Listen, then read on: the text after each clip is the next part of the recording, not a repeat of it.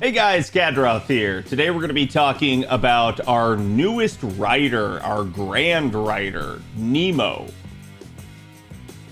/ Noah. So Nemo and Noah basically have a lot of synergy. Noah has been somebody that we pretty much knew about from the arcade side of things. He was somebody that we expected to come over for a while now, but the devs have actually kind of kicked him down the road and made it not be a thing until now. And it makes sense that he's coming now due to the Grand Rider duel seemingly being a part of this event. Now, before we get into Noah's kit, I just want to again remind you guys to make sure if you enjoy the commentary, the analysis, that you guys like and subscribe. Really appreciate it. Helps us out a ton. So again, if you want to know when the next video goes live or the next analysis is going to be a thing, feel free to subscribe. It really helps the channel out. All right, so moving on into Noah's kit, he is a limited unit, and forgive me if I keep calling him Nemo throughout the course of this, it's just gonna be a thing. But Noah is interesting in the sense that it is another version of Nemo, and all three versions of Nemo are writers and arts writers at that. In fact, he is the second AoE version of Nemo, as we do have Nemo Santa as a welfare coming up this year on NA from the Christmas event. So it is an intriguing thing that they have done here with Nemo, as they have kind of made him a little bit of a one trick in that regard, as he is just all writers. And he is actually the third unit in the game to have basically 3 units of the same class, of the same character, which is Artoria, obviously, and BB being the other 2. So this is a little bit redundant for them, I guess you could say, but Noah is a very interesting character, obviously both on paper and I'm sure with how FGO is going to be handling him.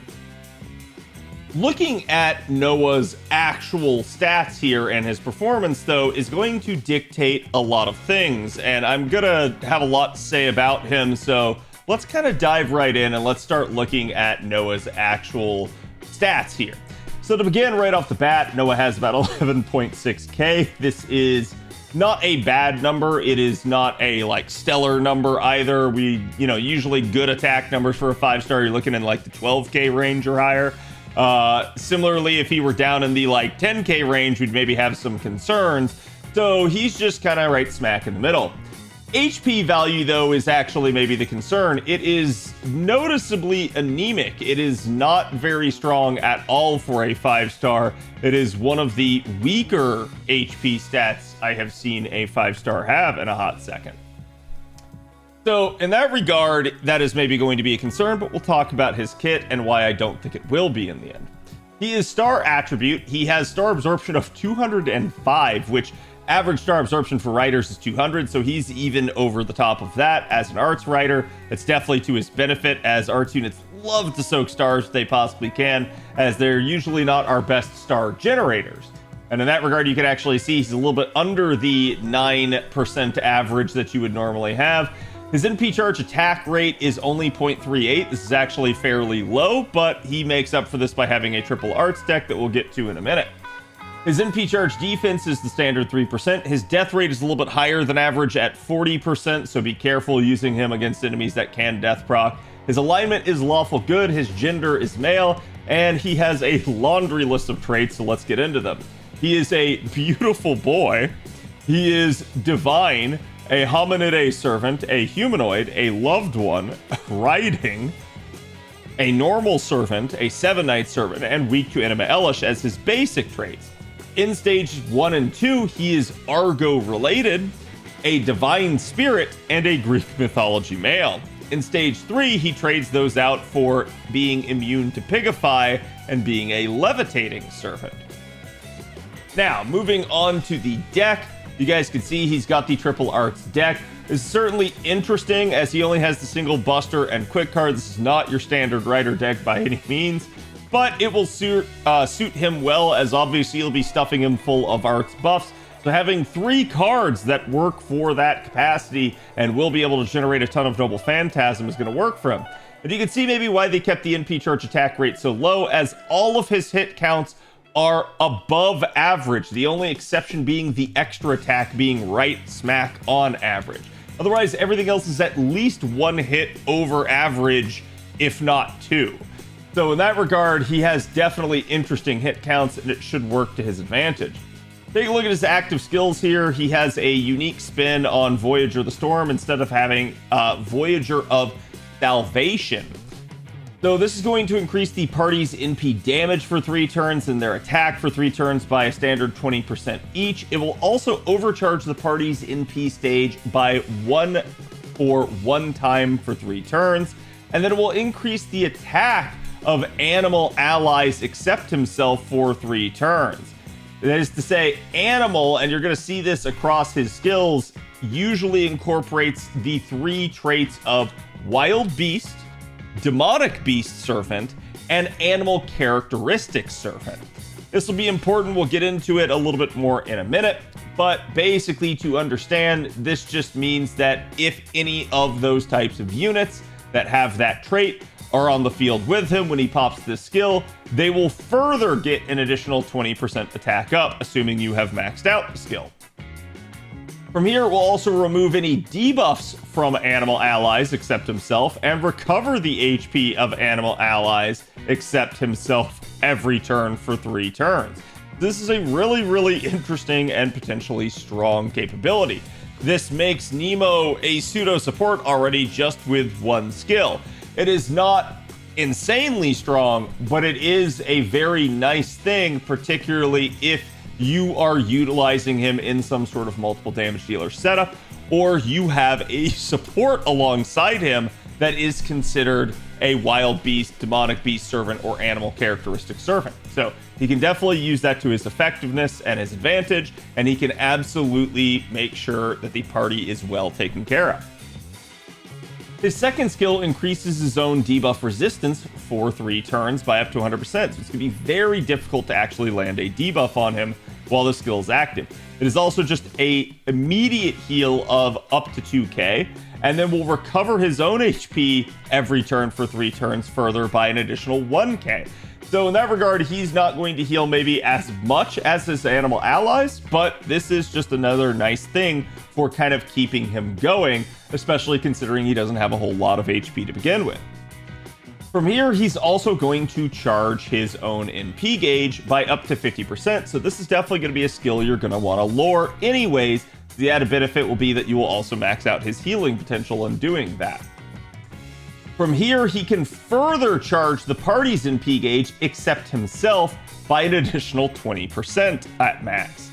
On top of that, if you are an animal ally, he will charge you by an additional 10% on top of that. So if you utilize him alongside animal allies, he is going to be a 30% party charger. If you utilize him just on his own, or again, maybe without an animal ally, he's only going to be a 20% party charger. But still, it is an interesting thing that they have included this.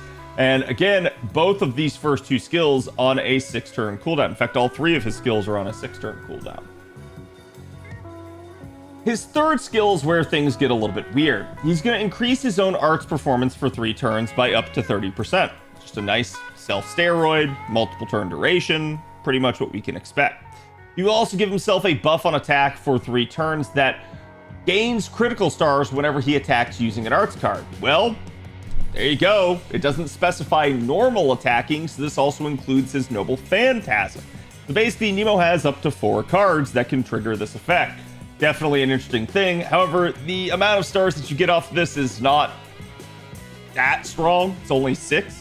But it is at least an interesting thing, and it does make him a little bit of a star generator, kind of further eroding star generation as an actual like utility or primary gimmick of the quick comps. So it is another interesting thing to see them doing this.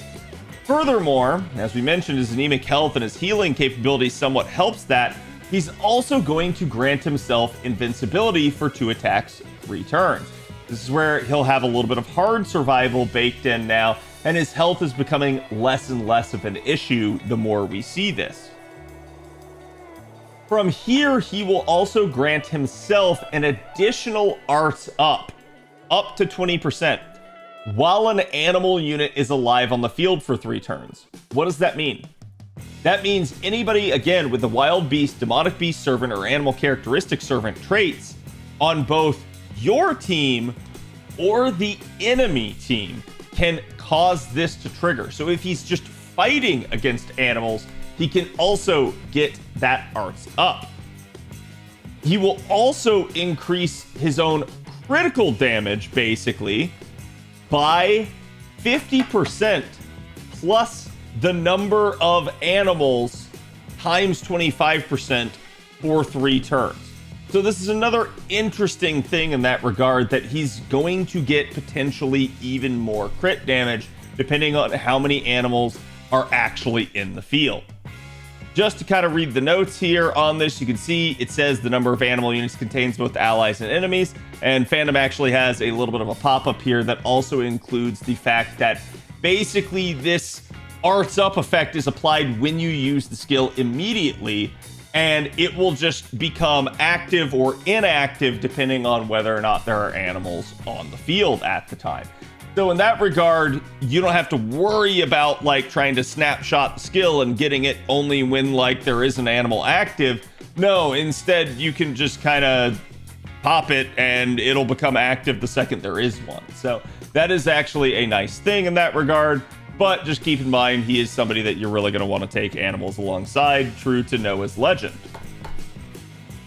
Taking a look at his passive skills here, he has Riding A for some additional quick performance for his singular quick card, Magic Resistance B for even more debuff resistance, Independent Action EX for an enhanced critical damage by up to 12%. That's definitely a nice one.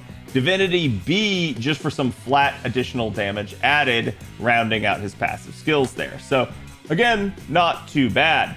Taking a look at his append skills, something like mana loading makes a whole lot of sense for him. He is an arts unit. He's definitely going to be somebody that you're going to be wanting to loop with probably. So this is going to be one of those things where, yes, mana loading is a very easy recommendation. Obviously, things like the special attack finesse can be good, and the skill reloading can be good if you're trying to get back to his skills.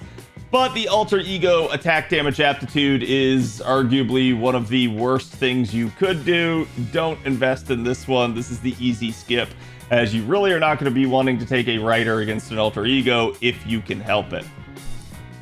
And his first skill with the extra attack finesse improvement is certainly just always an option. It is definitely one that you can choose. It's not a bad one by any stretch of the imagination, but it is what it is. Looking at his Noble Phantasm, it is, of course, Noah's Ark. This is going to be a 5-hit AoE Arts NP.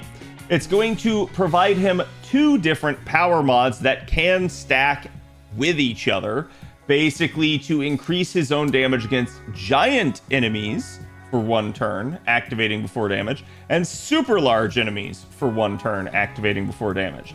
He will then deal damage to all enemies, and will charge the party's NP gauge by 10% flat. If he is being alongside animal allies, he will also charge them by an additional 10%, making him a pseudo Da Vinci rider at that point, or almost similar to Voyager in that regard. So there is at least some interesting things in this NP, and you can see furthermore why he just wants to be surrounded by animals the entire stretch of the way. His overcharge effect is actually really nice. It is a scaling NP damage up that lasts for 3 turns and activates first. So the more overcharge you give him, the better off he's going to be. And because he has overcharge at least of 1 rank baked into his kit, you can assume he will at least get 1 15% NP damage up, as well as potentially 2 more 10% NP damage ups if you are at least kind of looping with him at that point. So this is a really, really nice thing, and definitely something to look forward to, as this can help scale his damage up. It unfortunately does not scale crazily well, but I mean, I think that's to be expected when you have a 3-turn, again, overcharge effect. So it's really, really nice for him in that regard.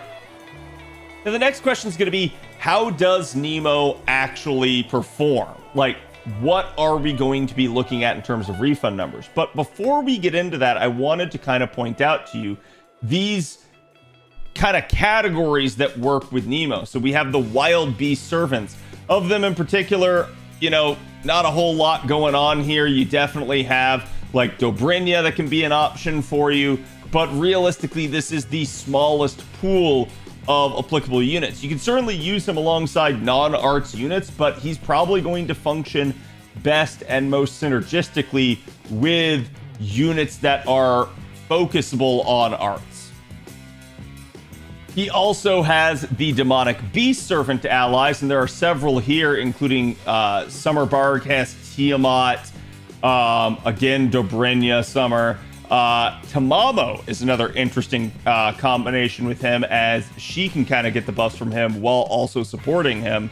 You also have units like Ibuki Summer and basically Summer Melu, as well as Summer Kiara, that kind of just work as well.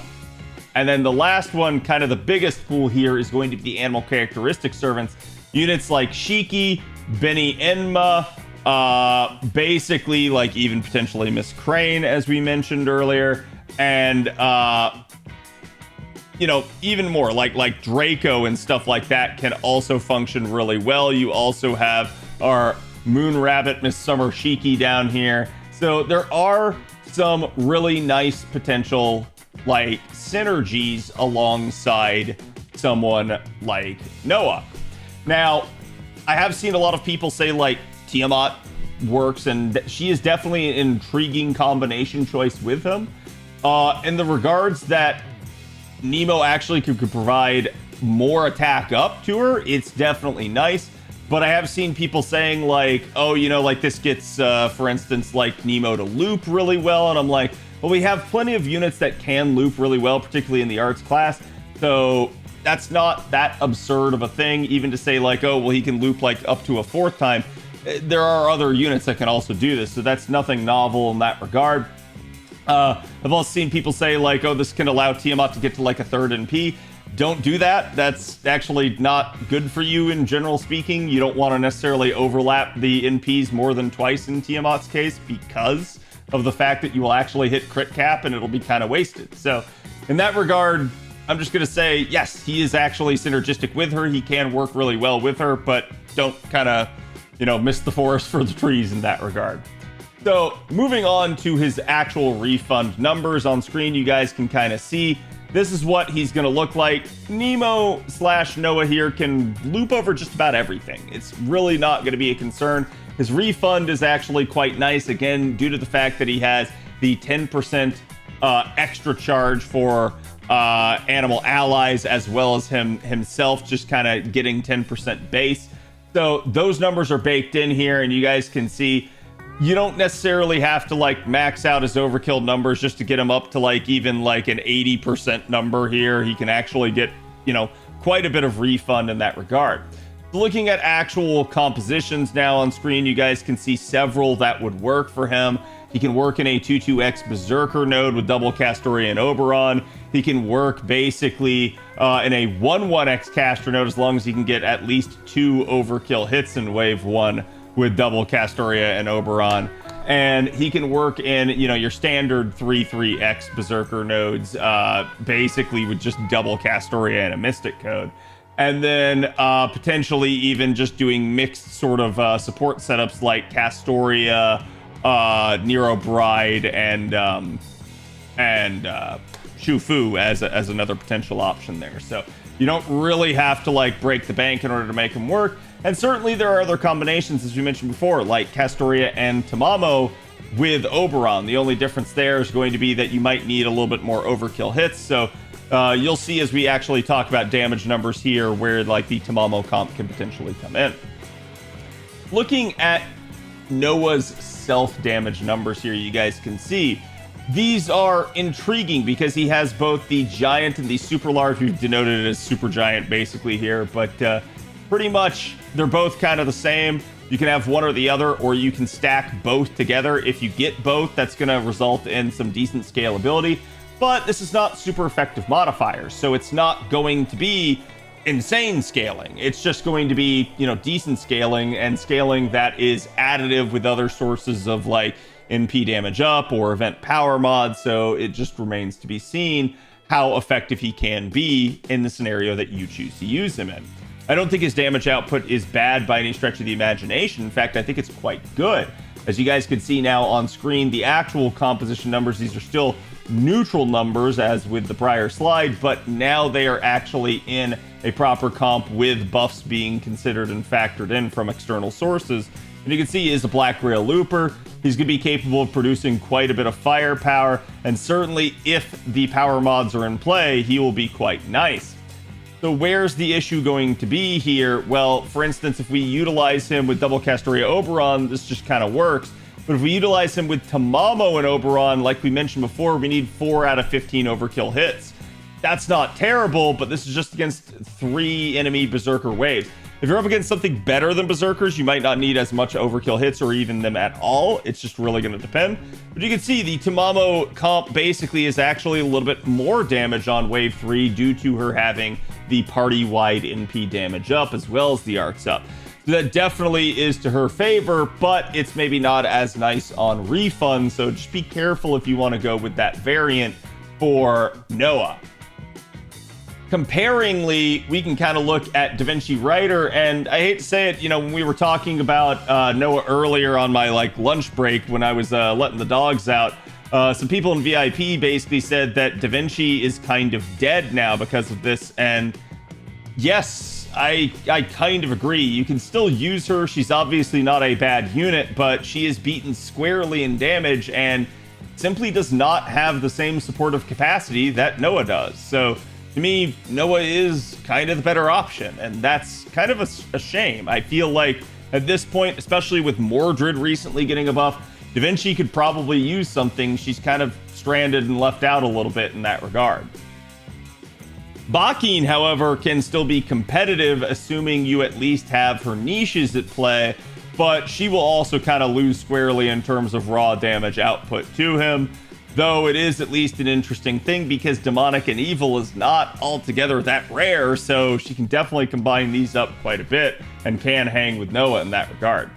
Odysseus is another intriguing option as he will just kind of squarely lose a little bit, but only in the sense that like he's not really going to have much else in terms of scalability to offer.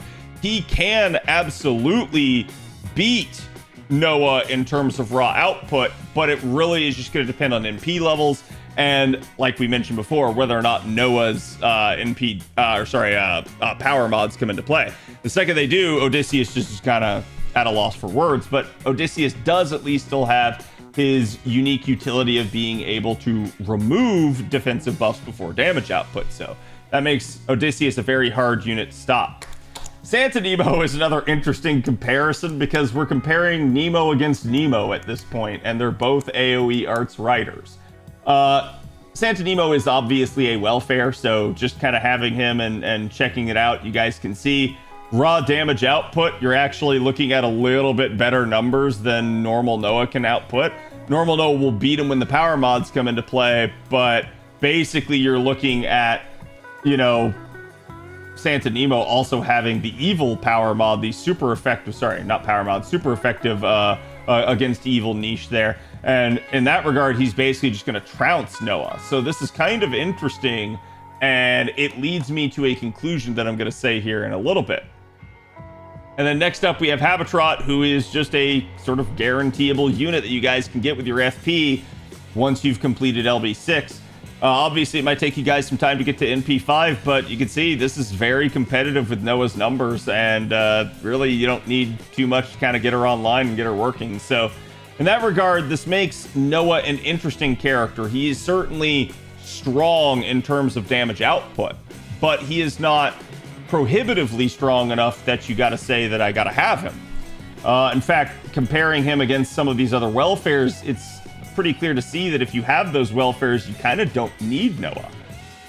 So where is Noah going to provide value for your account? Well, basically in that supportive aspect. If you think about like combining him with other animal servants, if you think about the amount of charge he can provide, maybe you don't have a Da Vinci Rider, or maybe you just have a rather weak Da Vinci writer like NP1 or something, Noah can be a decent pickup. He can absolutely be somebody that can be the sort of supportive but also like nuker for your comp. He can be a looper. He's somebody that loops very well. His damage is certainly up to snuff, and he definitely at least has decent supportive capabilities. So in that regard, I don't think Noah is a bad unit, but he's also a unit that you definitely don't have to have due to the robustness of the competition and the welfares that are available. So let me know what you guys think about Noah. I'll be curious to hear you guys' thoughts as always. And again, do you guys see yourself rolling him? Did you already roll him? Which Ascension is best? I will see you guys for the next one. Thank you all for watching. Have a good one.